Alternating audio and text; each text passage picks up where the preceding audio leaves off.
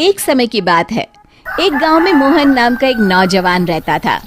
मोहन का शरीर गठीला और बहुत सुंदर था। मोहन रोज सुबह शहर में काम करने जाता और फिर शाम को अपने गांव लौट आता। गांव और शहर के बीच में एक जंगल पड़ता था। उस जंगल में एक चुड़ैल रहती थी। वो रोज मोहन को जंगल से आते जाते देखती थी। फिर कुछ समय बाद मोहन की शादी राधा नाम की एक बहुत ही सुंदर लड़की से हो जाती है। एक दिन मोहन अपनी पत्नी राधा से कहता है, राधा, मैंने तुमसे कितनी बार कहा है कि तुम मेरे लिए सुबह सुबह खाना बना दिया करो। मैं रोज काम पर देरी से पहुंचता हूँ। मैं क्या करूँ जी, सारा दिन घर के काम करके मैं तो थक जाती हूँ, इसलिए मुझसे सुबह जल्दी नहीं उठा जाता। सुनो जी, मैं तो कहती हूँ क्यों ना हम अपने घर में एक नौकर रख लें। अरे भाग्यवान, अभी हमारी इतनी आमदनी नहीं है कि हम कोई नौकर रख सके।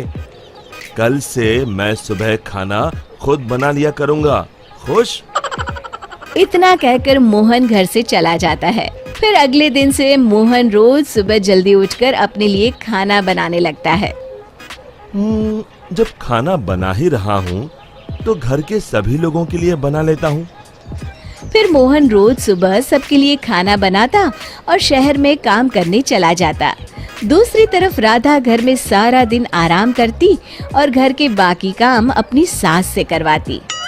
हे भगवान, ये बुढ़ापे में तू मुझसे किस जन्म का बदला ले रहा है, जो ऐसी बहू को मेरे पल्ले बांध दिया है। फिर कुछ दिनों बाद राधा मोहन से नई साड़ी और गहनों की जिद करती है। मोहन उसे समझाने की कोशिश करता है कि वो अभी ये सब खरीदने में असमर्थ है, लेकिन राधा नहीं मानती और राधा के रोज रोज के नखरों से तंग आकर मोहन गुस्से में घर से निकल जाता है। कब वो जंगल में पहुंच जाता है उसे भी पता नहीं चलता। तभी एक चुड़ैल की नजर मोहन पर पड़ती है। अरे, मैं तो घर से बहुत दूर आ गया हूँ। ओहो, रात भी बहुत हो गई। घर में सब परेशान हो रहे होंगे। फिर मोहन वापस अपने घर की ओर चल पड़ता है। चुड़ैल भी मोहन का पीछा करते करते उसके घर तक पहुंच जाती है। फिर मोहन अपने घर पहुंचकर दरवाजा खटखटाता है। तभी उसकी राधा दरवाजा खोलती है। उसके चेहरे की मुस्कान देख मोहन को थोड़ी हैरानी होती है। फिर राधा कहती है, मुझे माफ कर दीजिए जी, मुझसे गलती हो गई। मैं भूल गई थी कि औरत का असली गहना उसका पति होता है। आगे से मैं आपको कभी नाराज नहीं करूंगी। राधा को अपनी गलती का एहसास हो गया है।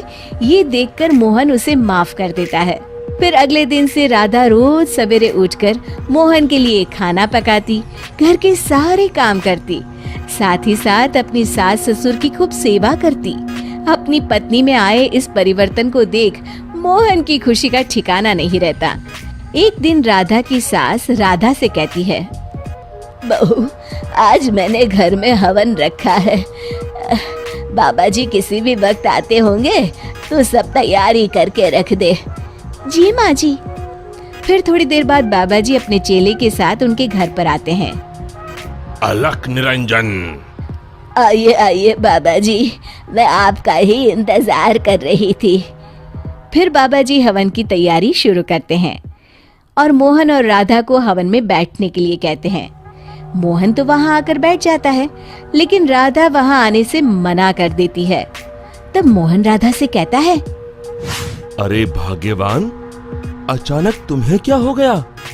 तभी बाबा जी को राधा पर कुछ संदेह होता है।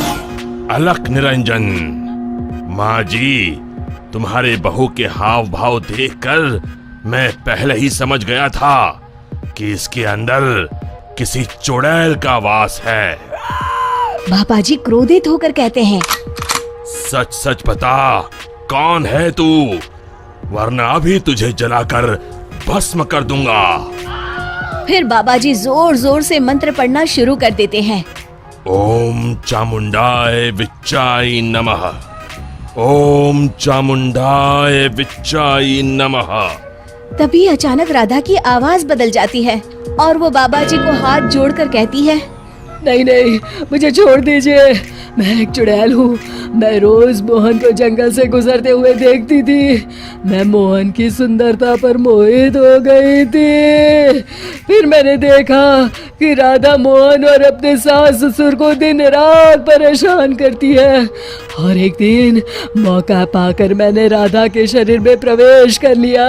मुझे कुछ मत करना, मैं अभी ये घर छोड़कर चली जाती हूँ। फिर हवा का एक तेज झोंका उस घर से बाहर चला जाता है और राधा बेहोश होकर नीचे गिर जाती है। कुछ समय बाद राधा को होश आता है। सारी असलियत जानने के बाद राधा को अपनी गलती का एहसास हो जाता है। आप लोग मुझे माफ कर दीजिए। मैं आज के बाद आप लोगों को कभी शिकायत का मौका नहीं दूंगी। शिक्षा: हमें हमेशा अपने परिवार वालों के साथ अच्छा बर्ताव करना चाहिए और अपना हर फर्ज निभाना चाहिए। दोस्तों, हमें उम्मीद है कि आपको हमारी ये कहानी पसंद आई होगी। कृपया हमारे चैनल को सब्सक्राइब करें और सभी अपडेट्स के लिए बेल आइकन जरूर दबाएं। और हाँ, वीडियो लाइक और शेयर करना मत भूलिएगा। Bye bye.